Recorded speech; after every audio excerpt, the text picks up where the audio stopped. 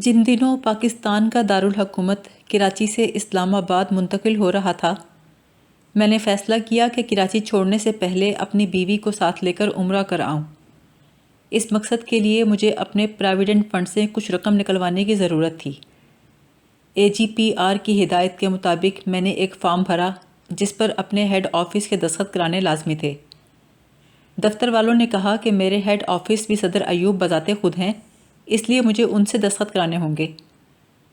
مجھے تردد تھا کہ اتنی چھوٹی سی بات پر ان کو کیا تکلیف دوں، لیکن ضابطے کی خانہ پوری ضروری تھی، اس لیے وہ فارم ان کی خدمت میں دستخط کے لیے بھیج دیا، ساتھ ہی 15 دن کی چھٹی کی درخواست بھیج دی۔ تھوڑی دیر بعد صدر ایوب کاغذات ہاتھ میں لیے میرے کمرے میں آئے اور ساتھ والی کرسی پر بیٹھ گئے۔ مسکرا کر بولے، پراویڈنٹ فنڈ تو ریٹائر ہونے کے بعد کام میں لایا جاتا ہے، تم ابھی سے اس میں سے رقم کیوں نکلوا رہے ہو؟ میں نے عمرے پر جانے کا بتایا تو سوچ میں پڑ گئے۔ اگر ایسا ارادہ تھا تو تنخواہ میں سے پیسے بچا بچا کر رکھتے، پراویڈنٹ فنڈ میں سے نکلوانا دور اندیشی کی بات نہیں۔ میں خاموش رہا تو انہوں نے چیک بک نکالی اور فرمایا، اس رقم کے برابر میں تمہیں ذاتی چیک دیتا ہوں، نصف رقم تم سہولت سے رفتہ رفتہ واپس کر دینا، باقی میرا تحفہ سمجھو۔ میں بے حد متاثر ہوا اور شکریہ ادا کر کے میں نے انہیں سمجھایا کہ عمرہ جیسے دینی سفر پر مجھے اپنے خرچ سے ہی جانا چاہیے، اس کے بعد مجھے کبھی ضرورت ہوئی تو ان کی فیاضی سے فائدہ ضرور اٹھاؤں گا۔ یہ سن کر وہ زور سے ہنسے اور بولے، ہر روز عید نے است کہ حلوہ خورت کسے۔ اس کے بعد میرے فارم پر انہوں نے خندہ پیشانی سے دستخط کر دیے۔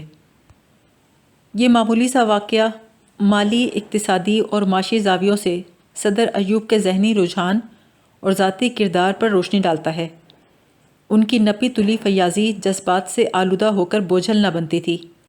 فضول خرچی سے وہ کوسوں دور تھے اور ہر معاملے میں حساب کتاب سے چلنا ان کی عادت تھی۔ ان کے دور حکومت میں اگر یہی ذاتی اوصاف قومی اور ملکی سطح پر جاری و ساری ہوتے تو پاکستان کا مالی اور معاشی مستقبل نہایت ترقی یافتہ اور خوشحال ہوتا، لیکن بدقسمتی سے یہ صورتحال ہونے سے رہ گئی۔ اس کی وجہ یہ ہے کہ ہمارے ملک میں آزاد ملک کے فلسفہ معاشیات کے علوم و فنون پہ عبور رکھنے والے ماہرین کی ہمیشہ کمی رہی۔ صدر ایوب کو اپنے دور میں جو اقتصادی اور معاشی امور کے وزیر، مشیر اور ماہر میسر آئے، وہ یا تو نہایت لائق فائق، قابل اور مستعد اکاؤنٹنٹ تھے یا غیر معمولی طور پر ذہین و فطین سول سرونٹ تھے۔ یہ وہ لوگ تھے جو world bank, international monetary fund اور دیگر بین الاقوامی اداروں کی اصلاحات کو نہایت خوش اسلوبی سے اپنا اوڑھنا بچھونا سمجھتے تھے۔ فوجی حکومت کے آتے ہی خوف و ہراس کی جو فضا چھا گئی، اس میں ماشاء اللہ نے چند دلچسپ گل کھلائے۔ ذخیرہ اندوزوں اور بلیک مارکیٹ کرنے والوں نے اپنی دکانوں کے پٹ کھول دیے اور مخلوق خدا ٹڈی دل کی طرح ٹوٹ کر گری اور دونوں ہاتھوں سے سستے داموں مال و اسباب خریدنے میں مصروف ہو گئی۔ چند لوگوں نے ناجائز دولت سے بھرے سوٹ کیس راتوں رات کھلے میدانوں میں جا پھینکے۔ کروڑوں روپے کا پوشیدہ کالا دھن واجبی سا ٹیکس ادا کرنے کے بعد ظاہر ہو کر تجارت و صنعت کی گردش میں آ گیا۔ ماشاء اللہ کی اینک لگا کر پولیس کے سراغ رسانوں کی بصارت بھی تیز ہو گئی اور ایک روز سمندر کی تہہ میں ڈوبا ہوا ناجائز سونے کا بہت بڑا انبار برآمد کر لیا گیا۔ بیرون ملک چھپا کر رکھے ہوئے سرمایے کو واپس لانے کے لیے ماشاء اللہ کا ایک ضابطہ نافذ ہوا، جس کے تحت ہر شخص اپنا غیر ملکی زر مبادلہ بغیر کسی روک ٹوک کے پاکستان لا سکتا تھا۔ اس رقم پر کوئی ٹیکس نہ لگایا جاتا تھا۔ بہت سے لوگوں نے اس رعایت سے فائدہ اٹھایا، لیکن بڑے بڑے سیٹھوں کا ایک منظم گروہ اس ضابطے کو ناکام بنانے پر تلا ہوا تھا۔ ان حضرات کو یقین تھا کہ ان کا سرمایہ صرف پاکستان سے باہر محفوظ رہ سکتا ہے۔ ملک کی سلامتی اور بقا کے بارے میں انہیں اتنا تردد تھا کہ اپنا سرمایہ لا کر ڈبونا نہیں چاہتے تھے۔ چنانچہ انہوں نے خفیہ تحریک چلانا شروع کر دی اور اپنے ساتھ کے سیٹھوں اور ساہوکاروں کو یہ کہا کہ وہ خواہ مخواہ ماشاء اللہ کی گیدڑ بھپکی میں نہ آئیں اور اپنا قیمتی زر مبادلہ پاکستان لانے کی غلطی نہ کریں۔ ایک سیٹ کے کارندوں میں سے ایک محب وطن نے یہ راز ایک گمنام خط کے ذریعے صدر ایوب کے نام لکھ کر بھیج دیا۔ اس میں درج تھا کہ M A Rangoonwala chairman federation of chamber of commerce and industry, J S Lobo secretary, Karachi chamber of commerce and industry, A K Samar secretary Pakistan merchants ایسوسی ایشن اور احمد اے ایم کریم اس تحریک کے روح رواں تھے۔ صدر ایوب کے نام خط کے ساتھ ایک اور پرچہ بھی منسلک تھا جو میرے نام تھا۔ اس میں لکھا تھا کہ ہمیں معلوم ہے کہ دفتری رسم و رواج کے مطابق گمنام خطوط کو ردی کی ٹوکری میں پھینک دیا جاتا ہے، لیکن تم اس خط کے ساتھ ایسا سلوک ہرگز نہ کرنا، کیونکہ ہم اللہ اور رسول کی قسم کھا کر اپنے انکشاف کی سچائی کا اعلان کرتے ہیں۔ اگر تم نے اس خط کو نظر انداز کیا تو تم بھی قوم کے مجرموں کی پشت پناہی کر رہے ہوں گے۔ صدر ایوب کی اجازت سے میں نے اس خط کے مندرجات کو ایک رپورٹ کی صورت میں منتقل کیا اور اس پر انکوائری شروع کرائی۔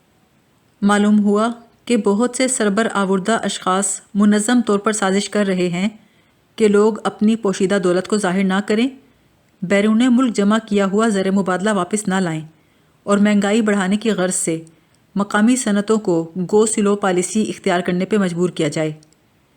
اس تحریک کے سرغنے کے طور پر رنگون والا، لوبو، سومار اور احمد کریم گرفتار کر لیے گئے۔ مجھے یقین تھا ان حضرات پر مقدمہ چلایا جائے گا، لیکن نامعلوم وجہ سے ایسا نہ ہوا۔ چند ہفتوں بعد میں نے اخبار میں خبر پڑھی کہ وہ چاروں کراچی جیل سے رہا کر دیے گئے ہیں۔ یہ بات اب تک میرے لیے معمہ ہے کہ اچھا خاصا ثبوت مہیا ہونے کے باوجود ان کے خلاف مزید قانونی کارروائی کیوں نہ کی گئی۔ ماشاء اللہ نافذ ہوتے ہی جو کابینہ بنائی گئی تھی اس میں مسٹر محمد شعیب وزیر خزانہ مقرر ہوئے تھے۔ یہ صاحب کچھ عرصے واشنگٹن میں عالمی بینک میں ڈائریکٹر کے طور پر متعین تھے۔ وزیر خزانہ کا عہدہ انہوں نے اس شرط پہ قبول کیا تھا کہ وہ ساتھ ہی ورلڈ بینک کے ڈائریکٹر بدستور رہیں گے۔ دو آسامیوں پر ایک شخص کا بیک وقت فائز رہنا اصولی طور پر معیوب اور نامناسب تھا۔ ایک آزاد ملک کے وزیر خزانہ کا ساتھ ہی ایک بین الاقوامی بینک کی ادنیٰ سی اسامی کے ساتھ چمٹے رہنا ہمارے قومی وقار کے منافی تھا۔ جن دنوں بیرون ملک جمع کیے ہوئے زر مبادلہ کے سلسلے میں سیٹھوں کے خلاف انکوائری شروع کروانے میں مصروف تھا، ایک روز محمد شعیب صاحب میرے دفتر تشریف لائے۔ ورلڈ بینک کی ملازمت کی وجہ سے امریکہ میں ان کے کئی لاکھ ڈالر تھے۔ انہوں نے صدر ایوب کے نام درخواست لکھی تھی کہ انہیں یہ رقم امریکہ ہی کے بینک میں رکھنے کی اجازت دے دی جائے۔ انہوں نے درخواست میرے حوالے کر کے کہا کہ صدر ایوب سے منظور کروا کر جلد از جلد ان کے پاس بھیج دوں۔ اپنی متقیانہ راست بازی کے جوش میں میں کہہ بیٹھا، سر، ملک کے وزیر خزانہ کو پاکستان کے اقتصادی استحکام پر دوسروں کی نسبت زیادہ کامل یقین ہونا چاہیے۔ اگر آپ اعلان کر کے ڈنکے کی چوٹ پر اپنا اثاثہ یہاں لے آئیں تو یہ اوروں کے لیے نہایت قابل تقلید اور صحت مند مثال قائم ہوگی۔ میری بات سن کر شعیب صاحب تاؤ میں آ گئے۔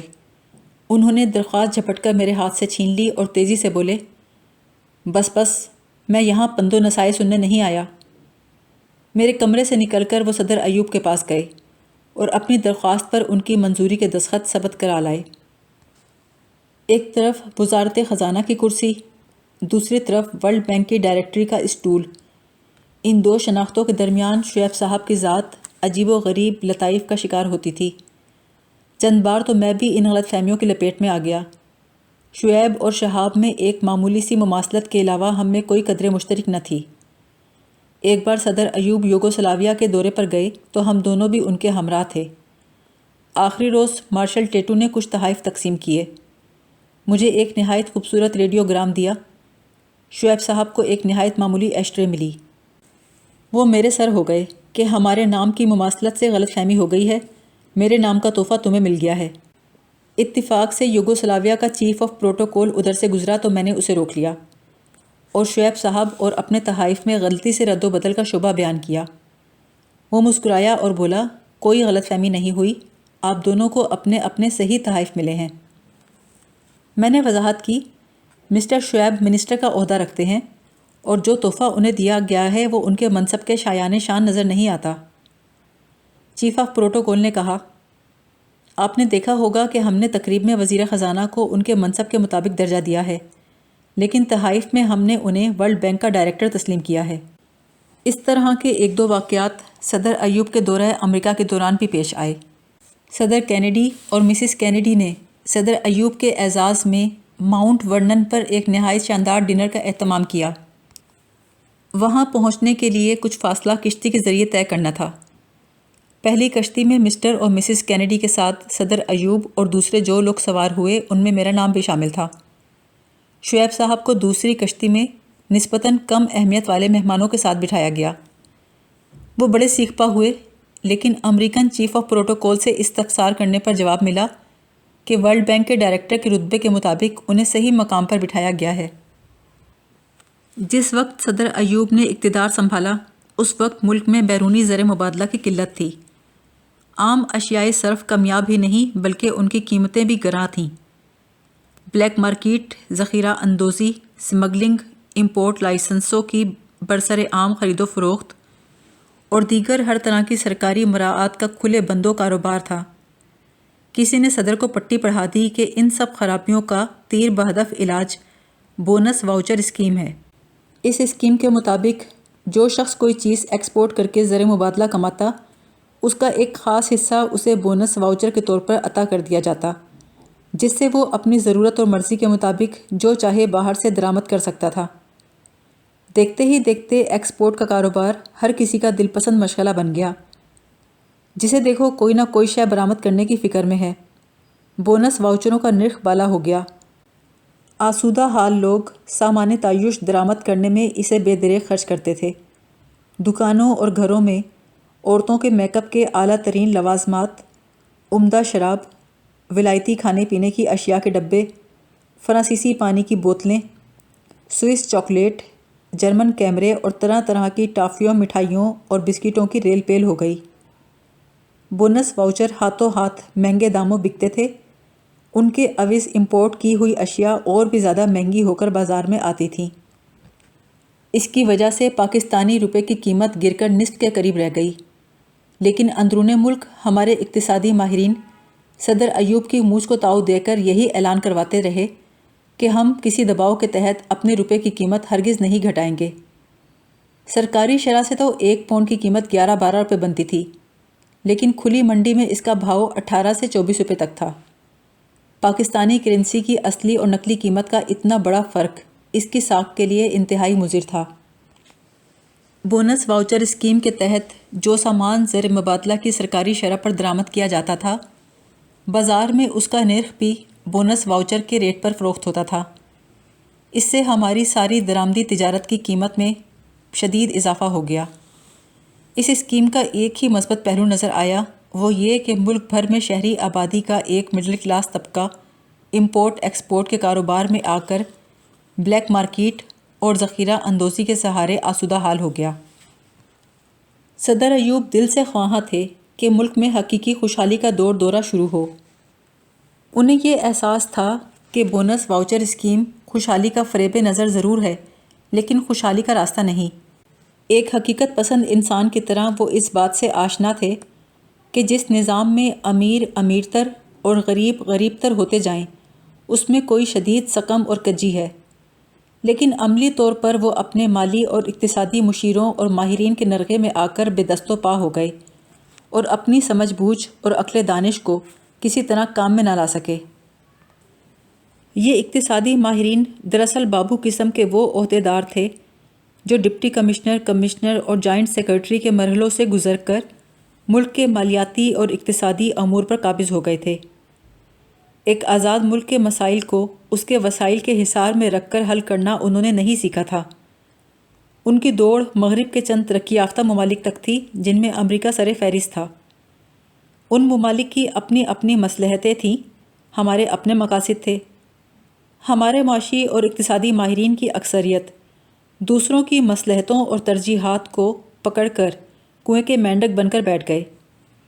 وہ بجٹ تو نہایت درست بنا لیتے تھے، آمدنی اور خرچ کا محتاط اندازہ بھی لگا لیتے تھے، نفع و نقصان بھی ٹھیک سے جوڑ لیتے تھے، خسارہ پورا کرنے کے لیے نئے نئے ٹیکس لگانے میں نہایت چابک دستی سے کام لیتے تھے، ترقیاتی منصوبوں کے لیے بیرونی امداد اور قرضے کے لیے ہاتھ پھیلانا میں ماہر ہو گئے تھے۔ ایوب خان کے دور حکومت کو بہت سے لوگ مادی ترقی کا سنہری دور کہتے ہیں۔ بے شک اس میں کلام نہیں، لیکن جن ناقابل اعتبار اور غیر یقینی سہاروں پر اس کی بنیاد تھی، اسے قائم رکھنے کے لیے ہمیں اب تک ہر زمانے میں طرح طرح کے پاپڑ بیلنے پڑتے ہیں۔ خود کفالت کی راہ پر قدم بڑھائے بغیر ہر قسم کی ترقی کی اساس مصنوعی اور ناپائیدار ہے۔ ہمارے قومی وسائل کو بیرونی ذرائع کا محتاج بنانے کے علاوہ ہمارے اقتصادی ماہرین نے صدر ایوب کو یہ بھی باور کروایا کہ پاکستان کی طرح تیسرے دنیا کے پسماندہ ممالک کے لیے مادی ترقی کا ایک ہی راستہ ہے، جو طویل بھی ہے اور دشوار گزار بھی۔ ان لوگوں نے سرخ فیتے کی مدد سے صنعتی اور تجارتی ترقی کا زینہ اس طرح آویزاں کر دیا کہ اس پر وہی چیدہ چیدہ اور پسندیدہ اشخاص اوپر چڑھ سکتے تھے جو پہلے ہی قسمت کے دھنی تھے اور پہلے ہی سے سیڑھی کے ایک نہ ایک پائیدان پر ایستادہ تھے۔ نئی صنعتیں لگانے کے لیے لائسنس یا تو پرانے صنعت کاروں اور تاجروں کو ملتے تھے یا ان لوگوں کو ملتے تھے جن کی خوشنودی مقصود ہو۔ لائسنس حاصل کرنے کے بعد یہ لوگ انہیں منہ مانگی قیمت پر انہی صنعت کاروں اور تاجروں کو بیچ ڈالتے تھے۔ اس طرح بنیادی طور پر صنعت کاروں کا حلقہ اپنے ہی دائرے میں محدود ہو کر گردش کرتا رہتا۔ اس میں تازہ خون بہت کم شامل ہوتا۔ ایک ہی خاندان طرح طرح کی صنعتیں لگا لیتا اور ان کا اپنا بینک، اپنی انشورنس کمپنی، اپنے تجارتی گودام قائم ہو جاتے۔ اس قسم کے کارٹل ملک میں اتنے عام ہو گئے کہ قوم کی دولت کا بیشتر اثاثہ 20 سے 22 خاندانوں کی تجوریوں میں مرکوز ہو کر رہ گیا۔ اس کام میں مشرقی اور مغربی پاکستان دونوں برابر کے شریک تھے۔ فرق صرف اتنا تھا کہ بنگالی حضرات اپنا لائسنس زیادہ تر مغربی پاکستان میں فروخت کرنے کی کوشش کرتے تھے، کیونکہ یہاں خریدار نسبتاً زیادہ تھے اور قیمت بھی زیادہ ملتی تھی۔ اس کی وجہ سے گمان ہوتا تھا کہ اس بندر بانٹ میں مغربی پاکستان کے ساتھ ترجیحی سلوک کیا جا رہا ہے۔ حقیقت میں ایسی کوئی بات نہ تھی، لیکن اس کے برعکس بنگالی وزیر ارباب سیاست اور ان کے عزیز و اقارب پرمٹ اور لائسنسوں کی صورت میں اپنی قیمت وصول کرنے میں کسی سے پیچھے نہ تھے۔ اس زمانے میں ہر روز PIA کے ذریعے مشرقی پاکستان سے پان آتے تھے۔ یہ نہایت منافع بخش تجارت تھی۔ ایک ایک ٹوکری فی یوم کا لائسنس حاصل کرنے کے لیے بڑی سفارشوں اور اثر و رسوخ سے کام لیا جاتا تھا۔ ان لائسنسوں کی تقسیم چند بنگالی وزیروں اور بنیادی جمہوریتوں کے اہم ارکان کے ہاتھ میں تھی۔ وہ پہلے اپنے بیٹوں، بھانجوں، بھتیجوں کا پیٹ بھرتے، اس کے بعد اپنے سیاسی حلیفوں کی وفاداریاں مستحکم کرنے اور اپنے مخالفین پر ترغیب و تحریض کا جال پھیلانے میں کام لاتے تھے۔ اس ہیرا پھیری میں پانوں کے تاجروں کا ایک کثیر طبقہ اپنے آبائی پیشے سے محروم ہو کر بیکاری کا شکار ہو گیا۔ مشرقی پاکستان کے کچھ لوگوں نے یہ رنگ دیا کہ اب مغربی پاکستان والے ہمارے روایتی اور خاندانی پیشہ وروں کی روزی چھیننے کے در پر ہیں۔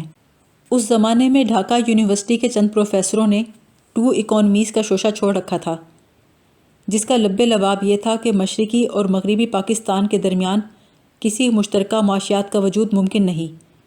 دونوں حصوں کے الگ الگ معاشیاتی تقاضے ہیں، اس لیے export import control PIA، PIDC اور اسٹیٹ بینک کو تقسیم کر کے دونوں صوبوں میں الگ الگ قائم ہونا چاہیے۔ اس صورتحال پر صدر ایوب بہت پریشان تھے۔ انہیں خطرہ تھا اس کا منطقی نتیجہ یہ نکلے گا کہ اگر ملک کی معاشیات ایک مرکز سے ٹوٹ کر 2 حصوں میں تقسیم ہو گئی تو رفتہ رفتہ 2 سکے رائج ہو جائیں گے۔ اس کے بعد 2 الگ الگ ملک وجود میں آئیں گے۔ ایک بار صدر ایوب ڈھاکہ گئے ہوئے تھے تو انہیں خیال آیا کہ ڈھاکہ یونیورسٹی کے ان پروفیسروں سے مل کر دیکھنا چاہیے کہ 2 معاشیات کا شوشہ چھوڑنے کی غرض و غایت کیا ہے۔ ایک صبح ہم نے 6-7 نوجوان اور ادھیڑ عمر کے پروفیسروں کو صدر کے ساتھ ناشتے پر مدعو کیا۔ جواں سال اساتذہ نے نہایت تیز اور تلخ لہجے میں مغربی پاکستان کے ہاتھوں مشرقی پاکستان کے استحصال کا رونا رویا اور اس کا واحد حل یہ تجویز کیا کہ دونوں حصوں میں اپنی اپنی معاشیات کو الگ الگ فروغ دیا جائے۔ ان کی باتیں نہایت صبر سے سن کر صدر ایوب نے کہا، آپ سمجھدار لوگ ہیں، کیا 2 معاشیات ہمیں 2 الگ الگ ملکوں میں تقسیم نہ کر دیں گی؟ اس بات پر بڑی عمر کے لوگ تو خاموش رہے، لیکن 2-3 نوجوان اساتذہ خوشی سے اچھل پڑے۔ ایک نے بے ساختہ کہا، سر، میرے خیال میں موجودہ صورتحال کا یہی منطقی نتیجہ نکل سکتا ہے، اسے روکنا کسی کے اختیار میں نہیں۔ ڈھاکہ کے پروفیسروں کی اس گفتگو نے صدر ایوب کو مزید الجھن میں ڈال دیا۔ اگلے روز انہوں نے مشرقی پاکستان کے 30-35 سیاستدانوں، اخبار نویسوں اور اکابرین کے ساتھ مشورے کے لیے میٹنگ منعقد کی۔ شیخ مجیب الرحمان کو بھی مدعو کیا لیکن انہوں نے آنے سے انکار کر دیا۔ میٹنگ میں صدر ایوب نے ڈھاکہ یونیورسٹی کے اساتذہ کے ساتھ اپنی گفتگو کے تاثرات بیان کیے اور طویل جذباتی تقریر کے بعد کہا، اگر آپ نے مغربی پاکستان سے الگ ہونے کا عزم کر لیا ہے تو باہمی زور آزمائی، الزام تراشی کی کوئی ضرورت نہیں۔ ہمیں بھائیوں کی طرح ایک میز کے گرد بیٹھ کر خوش اسلوبی اور خیر سگالی سے الگ ہونے کا فیصلہ کر لینا چاہیے۔ چند لمحے سناٹا رہا۔ اس کے بعد مسٹر نور الامین اور اتفاق کے ایڈیٹر مسٹر تفضل حسین سمیت کئی حاضرین نے کہا، ہرگز نہیں، ایسی بات تو ہمارے خواب و خیال میں بھی نہیں۔ اس کے بعد باہمی اتفاق، تعاون اور خیر سگالی پر بہت تقریریں ہوئیں۔ مقررین کے گلے وفور جذبات سے رند گئے۔ مانک میاں کے روزنامہ اتفاق کی روش ایوب خان کی فوجی حکومت اور ان کے آئین کے خلاف تھی۔ انہوں نے خاص طور پر صدر ایوب کو مخاطب کر کے کہا، مسٹر پریزیڈنٹ، ہمارے اختلاف آپ کی حکومت کے خلاف ہیں، اپنے ملک کے خلاف نہیں۔ میں آپ کو یقین دلاتا ہوں کہ جب تک میری نسل کے لوگوں کا اثر و رسوخ باقی ہے، پاکستان کی سالمیت پر کوئی ضرب نہیں آ سکتی، لیکن ہمارے بعد کیا ہوگا اس پر ہم فکر مند ہیں۔ مانک میاں نے اس بھری محفل میں ایک اور انکشاف کیا۔ انہوں نے کہا، ہمیں کئی بار دو بڑی طاقتوں کی طرف سے خفیہ طور پر اسلحہ مہیا کرنے کی پیشکش ہوتی رہتی ہے تاکہ ہم مسلح ہو کر علیحدگی کی تحریک چلائیں، لیکن ہم نے ہمیشہ یہی جواب دیا ہے کہ ہمارے اندرونی جھگڑے جو بھی ہوں ان میں کسی بیرونی مداخلت کو ہم ہرگز برداشت نہیں کریں گے۔ ہم جانتے ہیں یہ طاقتیں باقی امور میں ایک دوسرے کے ساتھ برسر پیکار رہتی ہیں، لیکن پاکستان کو دو ٹکڑے کرنے میں متفق ہیں۔ اس میٹنگ نے صدر ایوب پر خواب آور گولی کا سا اثر کیا اور مشرقی پاکستان کے متعلق وہ ضرورت سے زیادہ بے فکر ہو کر بیٹھ گئے۔ صوبے کی ہر پیچیدگی کو اپنی سادہ لوحی سے انتہائی سہل ہو کر دیکھنے کے عادی ہو گئے۔ انہوں نے دفعتاً یہ فیصلہ کیا کہ مشرقی پاکستان میں جتنے غیر بنگالی افسر ڈیپوٹیشن پر گئے ہوئے ہیں ان کو واپس بلا لیا جائے۔ آئندہ اس صوبے میں باہر سے کوئی افسر تعینات کر کے نہ بھیجا جائے۔ اس بات پر بیوروکریسی کے طبقے میں معمولی سی واہ واہ ہوئی، لیکن ڈھاکہ کے ایک ایڈیٹر ظہور چودھری نے کہا کہ یہ فیصلہ انتہائی غلط اور خطرناک ہے۔ آئندہ یہاں مرکز کے خلاف جو زیر زمین مواد پکے گا اس کا علم آپ کو اسی وقت ہوگا جب وہ لاوا بن کر پھٹے گا۔ اس سے پہلے یہاں کی نوکرشاہی آپ تک کوئی خبر نہ پہنچنے دے گی۔ ظہور چودھری کا یہ خدشہ میں نے صدر ایوب کو بتایا تو وہ چڑ گئے۔ ایک روز راولپنڈی کے ایوان صدر میں کابینہ کی میٹنگ تھی۔ میٹنگ کے بعد صدر ایوب نے مجھے حکم دیا کہ میں بنگالی وزیروں کے ساتھ ذوالفقار علی بھٹو کو بھی لے کر ان کے کمرے میں آؤں۔ ہم پہنچے تو صدر نے کہا، میں نے آپ لوگوں سے ضروری مشورہ کرنا ہے۔ غلام فاروق کی جگہ مجھے مشرقی پاکستان کے لیے ایک نئے گورنر کی تلاش ہے۔ میرا خیال ہے یہ موقع کسی مشرقی پاکستانی کو ملنا چاہیے۔ آپ بتائیے کہ وہاں کا گورنر کون ہو۔ گورنری کا طوق اپنی گردن میں ڈلوانے کے لیے بنگالی وزیر عقیدت و احترام سے سر جھکا کر بیٹھ گئے۔ صدر ایوب نے نئے گورنر کا اعلان کیا، عبد المنعم خان۔ مشرقی پاکستان کے گورنر کی حیثیت سے عبد المنعم خان نے صدر ایوب کے ساتھ پورا حق وفاداری ادا کیا، لیکن صوبے کے اندر جبر و استعداد، اقربا پروری، رشوت ستانی اور بدعنوانی کے جھنڈے گاڑ دیے۔ بنیادی جمہوریتوں کا تعاون اور وفاداری حاصل کرنے کے لیے انہوں نے ان اداروں کو منافع بخش بدعنوانیوں میں لت پت کر دیا۔ سائیکلون، سیلاب یا قحط کے مصائب میں غلہ، کپڑا، ادویات اور دیگر مراعات بنیادی جمہوریتوں کے اراکین آپس میں تقسیم کر لیتے تھے یا خرد برد کر لیتے تھے۔ دیگر ترقیاتی پروگراموں کا سارا کنٹرول بھی انہی کے ہاتھ میں تھا۔ ان منصوبوں کی بڑی بھاری رقوم ان ہاتھوں سے گزرتی تھیں جن کا بیشتر حصہ ان کی اپنی جیب میں گرتا تھا۔ اس کے علاوہ کام کے ٹھیکے وہ فقط اپنے دوستوں اور عزیزوں کو دیتے تھے اور غریب عوام پر فقط دھونس اور دھاندلی جماتے تھے۔ اس عمل سے سارے مشرقی پاکستان میں مٹھی بھر لوگ خوشحال ہو گئے، باقی ساری آبادی ان کے خون کی پیاسی ہو رہی تھی۔ جن دنوں میں ہالینڈ میں سفیر کے طور پر متعین تھا، صدر نے مجھے نیو یارک ٹائمز کا ایک تراشا بھیجا جس میں یہ لکھا تھا، Pakistan may be on its way to an economic milestone that so far has been reached by only one other popular country, the United States of America. صدر ایوب نے کہا، اگر 7 سمندر پار کے اخبار ہماری معاشی ترقی کی رفتار سے آگاہ ہیں تو ہمارے اپنے لوگ آنکھوں پر پٹی باندھے کیوں بیٹھے ہیں؟ اس بات کا نوٹس کیوں نہیں لیتے؟ نیو یارک ٹائمز کی یہ رپورٹ پڑھ کر میں سمجھ گیا کہ اس میں سچائی اور خلوص نہیں بلکہ مبالغہ ہے، لیکن صدر ایوب اپنی سادہ لوحی سے اسے اپنے دور حکومت کی کامیابی کی اعلیٰ سند اور دلیل سمجھ رہے تھے۔ ان کے مشیر بھی خوشامد کے طور پر یہی تاثر دینے میں لگے تھے۔ ملک میں نئے کارخانوں کی تعداد تو ہر کوئی بڑھا چڑھا کر بتاتا تھا، لیکن کوئی یہ نہ بتاتا تھا کہ ان میں سے کتنے کارخانوں کی مشینری ابھی تک باہر پیٹیوں میں بند پڑی ہے اور کتنے کارخانے اپنی گنجائش سے نہایت کم چل رہے ہیں۔ میں نے صدر ایوب کو لکھا کہ اس قسم کے حقائق کم و بیش ہمارے اخبار نویسوں کے علم میں ہیں، اس لیے وہ ترقیاتی منصوبوں کے متعلق حکومت کے یک طرفہ بیانوں پر یقین نہیں کرتے۔ اس کا علاج یہ ہے کہ متعلقہ شعبے صحیح صورتحال کا سچا اور بے لاگ تجزیہ قوم کے سامنے پیش کریں۔ میرے خیال میں یہ بات انہیں پسند نہ آئی۔ مجھے معلوم ہے نیو یارک ٹائمز کا یہی تراشا انہوں نے کئی جاننے والے دوسرے پاکستانی سفیروں کو بھی بھیجا تھا۔ ان میں سے چند ایک نے انہیں تار کے ذریعے مبارکباد دی اور اپنے اپنے حلقہ اثر میں امریکی اخبار کے اس سرٹیفکیٹ کا پرچار کرنے کا بیڑا اٹھا لیا۔ اپنی کمزوریوں اور خامیوں کے باوجود مجموعی طور پر صدر ایوب کا دور صدارت پاکستان کی نسبتاً واضح معاشی ترقی کا زمانہ تھا۔ صنعت و تجارت کے علاوہ زراعت کے میدان میں بھی نمایاں پیش رفت ہوئی۔ اس سلسلے میں ہندوستان کے ساتھ انڈس بیسن واٹر ٹریٹی 1960 صدر ایوب کا ایک کارنامہ ہے۔ کچھ لوگ اس معاہدے کے نتائج پر تنقید کرتے ہیں، لیکن زمانہ حال میں یہ معاہدہ ملک کے لیے ایک نعمت ثابت ہوا۔ اس کی وجہ سے بڑے بڑے بندوں، بیراجوں اور نہروں کی تعمیر ممکن ہوئی۔ منگلا ڈیم مکمل ہوا، تربیلا ڈیم پہ کام شروع ہوا۔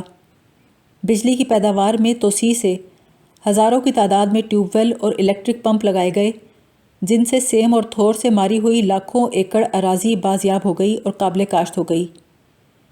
یہ کوئی انقلابی اقدام تو نہیں تھے، لیکن ہماری تاریخ میں پہلی بار ایک طویل عرصے تک امن و امان کی فضا میں معاشیاتی استحکام کی طرف چند مثبت قدم اٹھائے گئے۔ ہمارے عوام کا ایک کثیر طبقہ بھی اس حقیقت کو تسلیم کرتا ہے۔